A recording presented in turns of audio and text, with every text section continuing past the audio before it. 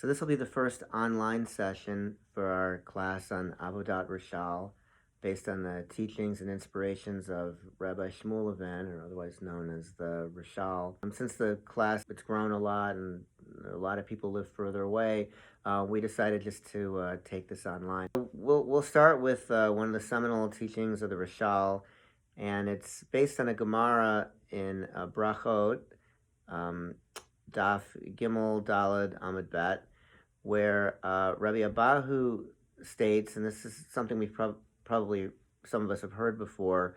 He states that where a Baal Teshuva stands, a Tzadik cannot reach. So he's basically making a comparison between a Baal Teshuva and a Tzadik, and he bases this on a pasuk from Yeshaya in Perek 57, pasuk 19, where it says, Shalom, Shalom, l'rachok, v'lekarov. And he interprets it to say that it's calling out Shalom, Shalom, first to those that are far, suggesting Baal Teshuva, who but now has come near, and then only then Shalom to the one who was near to begin with, which is the Tzadik. So the basic premise is that where a Baal Teshuva stands, a Tzadik can't reach. A Baal Teshuva stands at a higher place than a Tzadik. But at first glance, the Rashal teaches this doesn't seem fair. After all, we're talking about a Tzadik, right? They're kind. They do acts of chesed. They daven with kavana 3 times a day. They're good to their spouses. They're good to their family. They have kind thoughts. They don't get angry. They keep Shabbat meticulously. They keep kosher. They don't give in to temptations.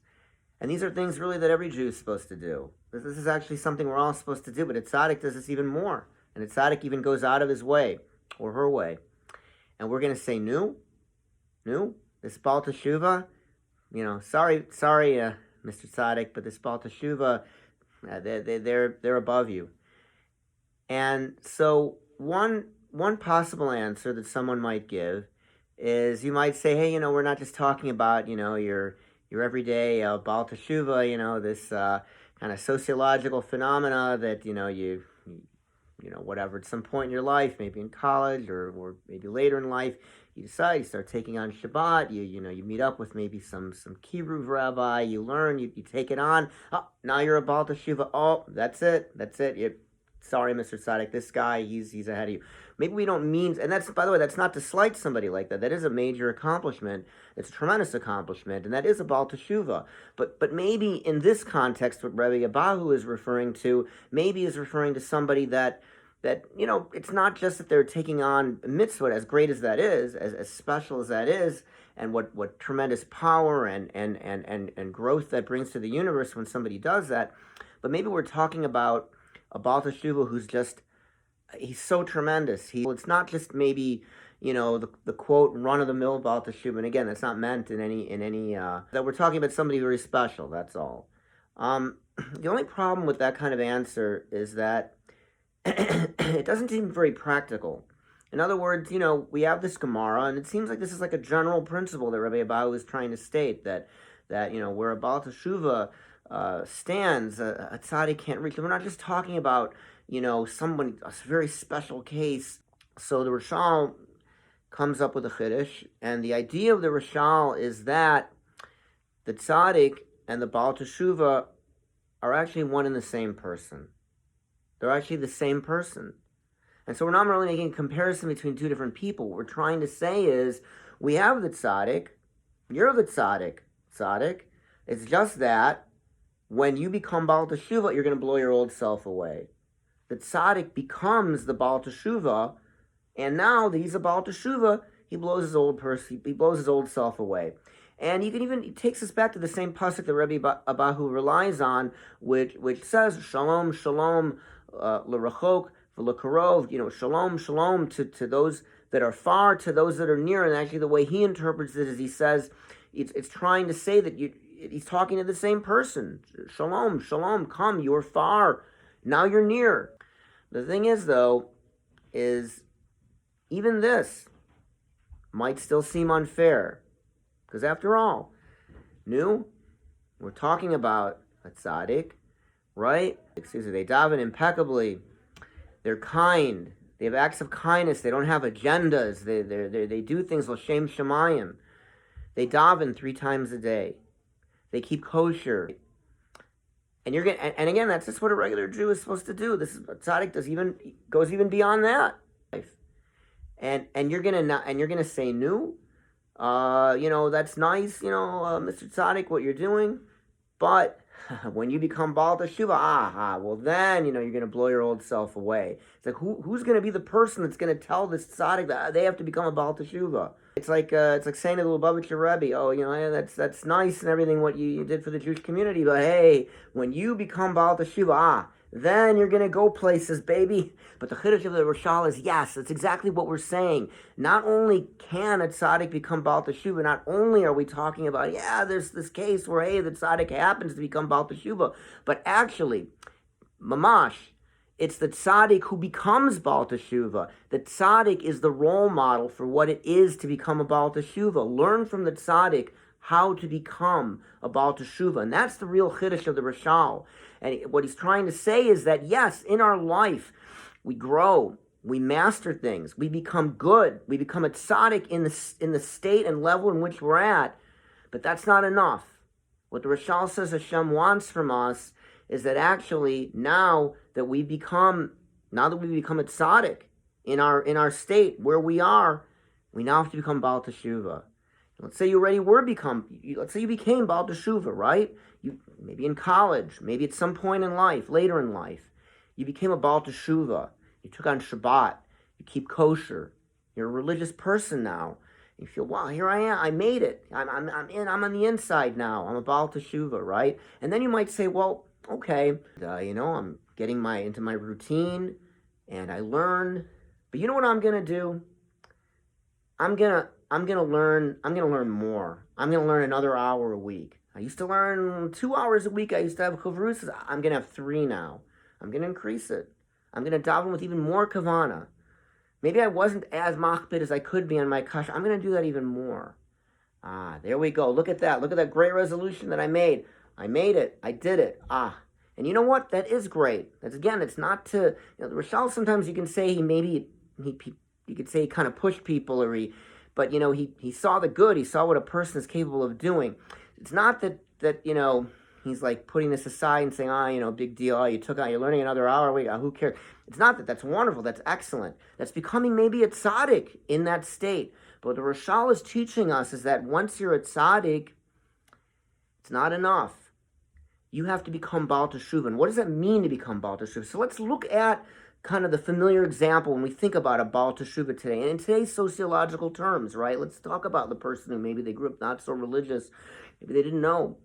Or maybe they knew. Or maybe sometimes, Baal Teshuva, literally, it meant actually somebody who came from a background and then they kind of left it and then they came back again. There's a lot of different meanings behind it. But again, sociologically, we kind of apply it to the person who probably maybe they didn't know or didn't have as much of an education for one reason or another.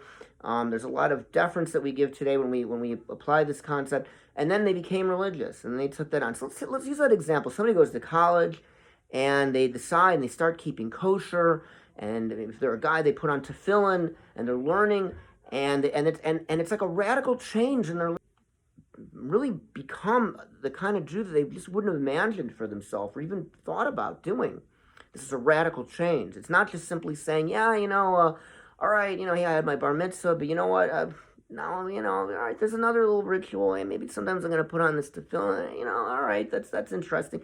Again, that's excellent. Every time a person puts on tefillin, that's a mitzvah on its own, and that is wonderful. Every day, every person does that. It is special, of course. But we're not saying we're just adding on. A person who becomes Baal Teshuva, like in this example, just ask someone who is, it's a major radical life change. What the Rashal is saying is you have to do this again.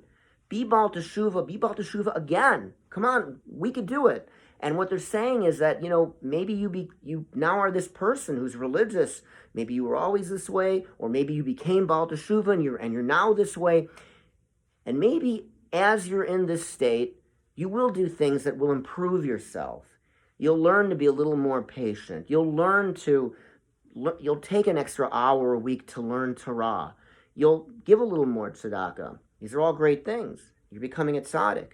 Maybe you are a tzaddik. It's not maybe for somebody else to question that you're not a tzaddik. But now you have to become Baal Teshuva. From this state that you've reached a great level at, you now have to become Baal Teshuva again. You have to do something radical. There has to be a radical change in your life. What might it be? Maybe it's aliyah.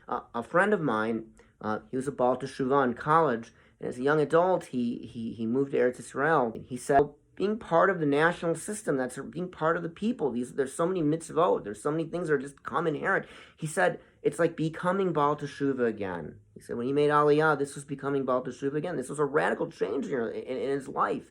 Just like when a person, in college, let's say they weren't religious at all, they weren't observant, I should say, and now they became Baal Teshuva, and this is a radical change in their life. Their lifestyles change. They see life differently.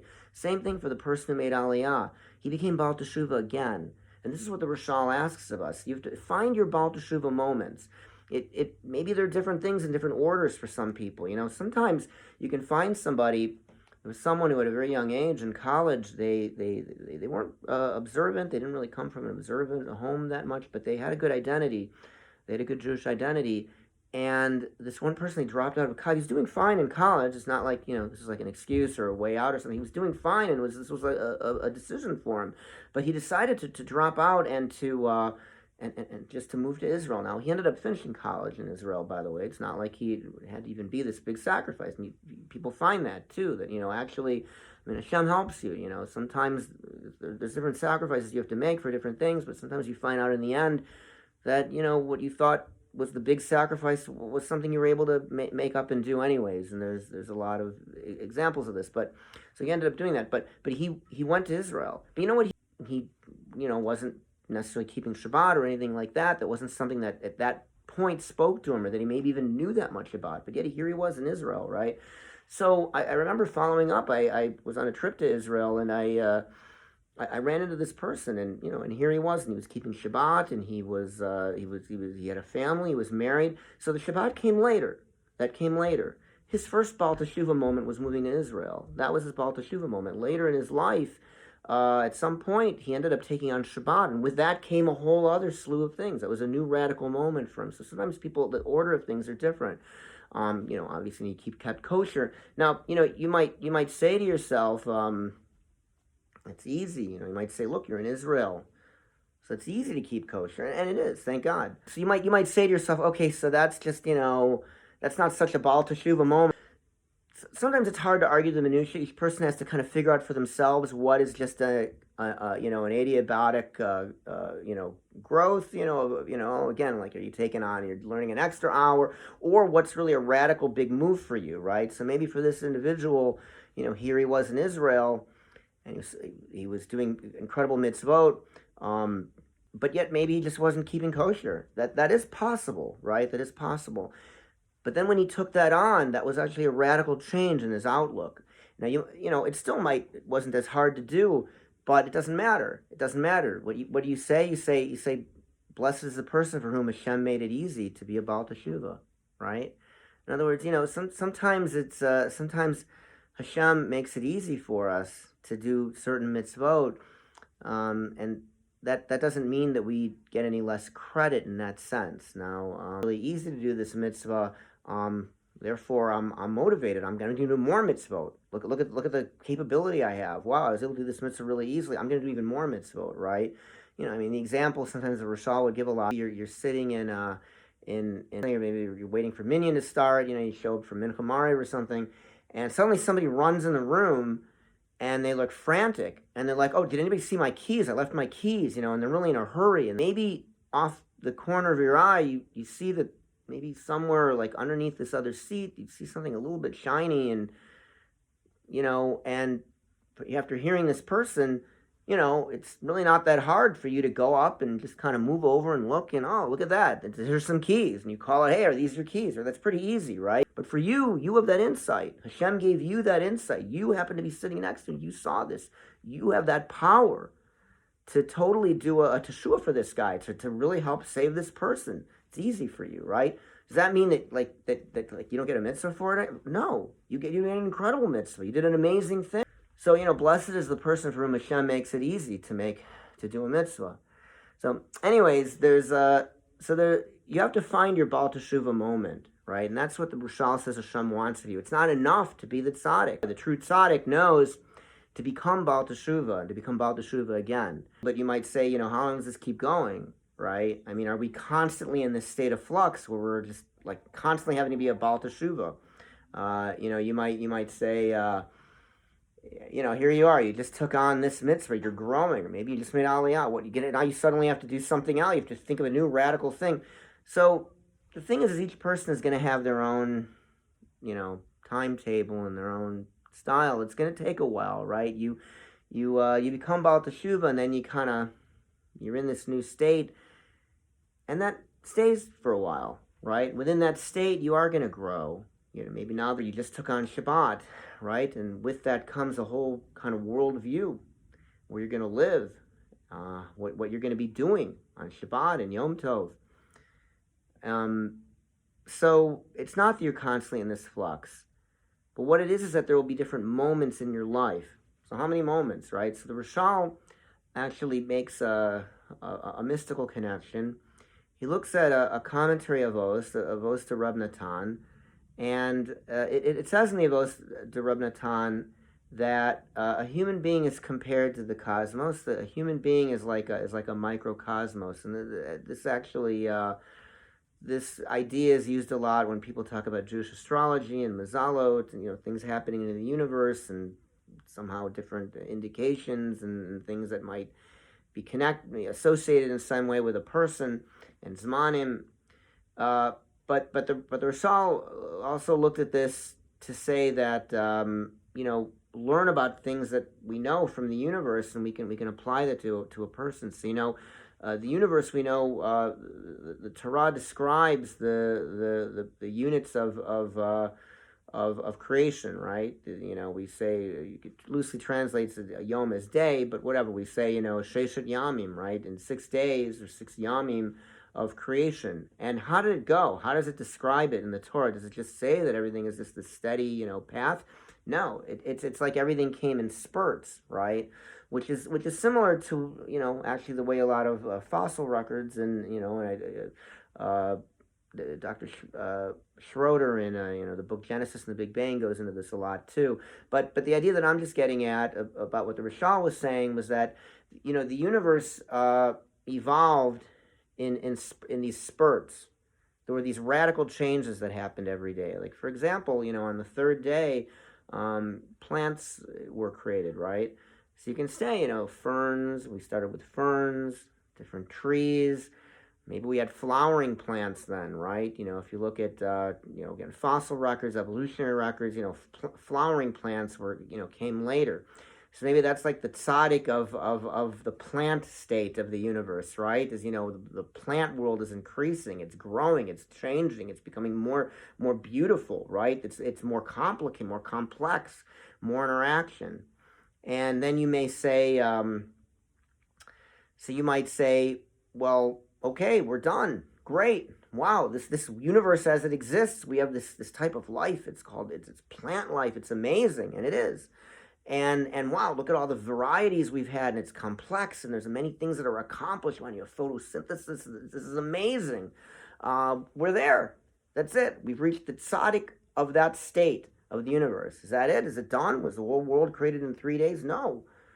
The 4th day happened, and we had something totally different. Something completely different, a very radical change, right? You had animal life, and every day is like this, right? Every day we go, the first day, there's light, right? And the second day, there's something radical. There's something called division, separation, right? The third day, there's life. There's plant life. It's a major difference from what was going on in the second day from the first day. The 4th day, we have animal life, right? Every day we keep increasing, right? Things. So the 4th day, right? It starts talking about other things that are happening, right? The 5th day, we have animal life. By the time we get to the 6th day, right, it's something even more radical, right? We have human beings are created, right?